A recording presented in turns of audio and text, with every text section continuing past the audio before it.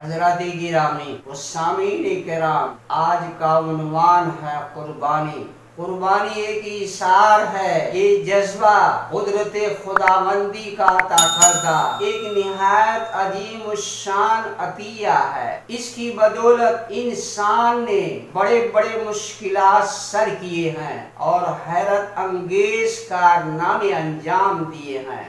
اس کے سہارے دین و دنیا دونوں میدانوں کی ترقیات بآسانی حاصل کی جا سکتی ہیں۔ اولیاء اللہ، علماء ربانیین نے اس جذبہ خداوندی کے ذریعہ جگہ جگہ علم و عرفان کے چراغ روشن کیے ہیں اور اسی جذبہ خدا داد کے ذریعہ علم و عرفان کے بلند مقامات حاصل کیے ہیں۔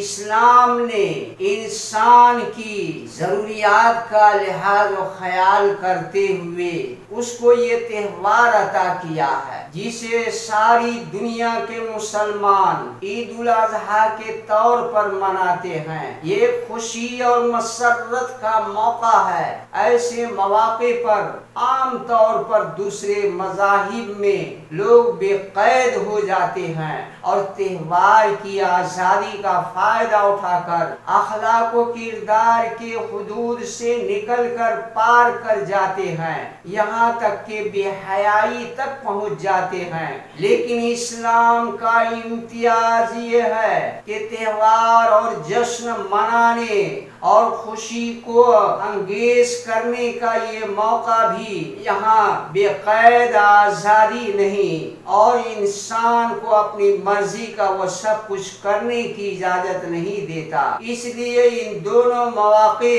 پر اس دن کا آغاز 2 رکعت نماز سے کیا جاتا ہے، جس کا عظیم مقصد یہ ہے کہ تہوار کے ان لمحات میں بھی یہ انسان آزاد نہیں۔ 2 رکعت نماز کے ذریعہ خالق نے انسان کے رخ اپنی طرف موڑ دیا ہے اور اسے اپنے دائرے عبدیت و بندگی سے باہر نکلنے کی اجازت نہیں دیا ہے، بلکہ اس موقع تہوار میں بھی اسے اپنے خالق کی اطاعت اور اپنی بندگی کا اظہار کرنا اور اس کے سامنے سر تسلیم خم رکھنا ہے۔ عید قربانی یہ تہوار بھی ساری دنیا کے مسلمان اللہ تعالیٰ کے حضور اور رضا الہی کے لیے مختلف جانوروں کی قربانی کرتے ہیں۔ اس جذبہ عبدیت کا اظہار و تسلیم و رضا کا اعلان و اعتراف ہے۔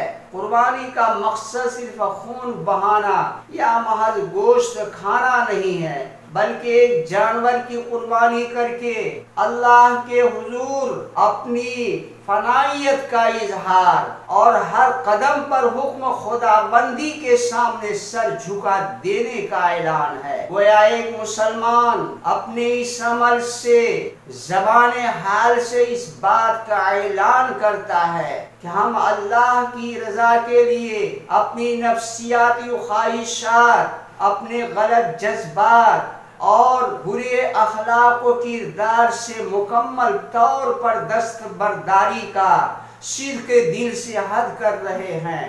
یہ قربانی محض دکھاوا نہیں بلکہ اس کی روح اخلاص نیت ہے، خوف خدا اور اپنی محبوب ترین چیز کو اللہ کی راہ میں خرچ کرنے کا جذبہ ہے۔ قربانی دراصل صالح اور پاکیزہ معاشرہ کی تعمیر کی اصل بنیاد ہے۔ اس قربانی کا مقصد یہ ہے کہ اللہ تعالیٰ کے احسانات اور عنایات کا اس بندگی کے ساتھ اعتراف کیا جائے اور اس کے حضور میں خلوص دل سے اظہار تشکر کیا جائے۔ عام لوگوں کے ساتھ اخوت و ہمدردی ایثار قربانی سے پیش آیا جائے۔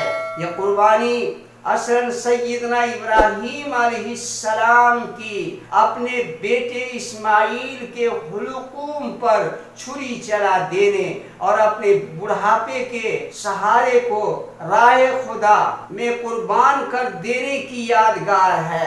ہمیں اس سے سبق ملتا ہے کہ رضا الہی کے مقابلہ میں دنیا کی کوئی چیز عزیز نہیں۔ ہمارا مال و متاع، ہمارا ساز و سامان، ہماری قیمتی صلاحیتیں سب ہمارے خالق و مالک کی امانتیں ہیں، اور انہیں رضا الہی کے لیے قربان کر دینا ہمارے لیے یہ مسرت اور خوشی کی بات ہے۔ اللہ رب العالمین ہم سب کے اس عمل کو قبول فرمائے۔ وآخر الدعوانا الحمد للہ رب العالمین۔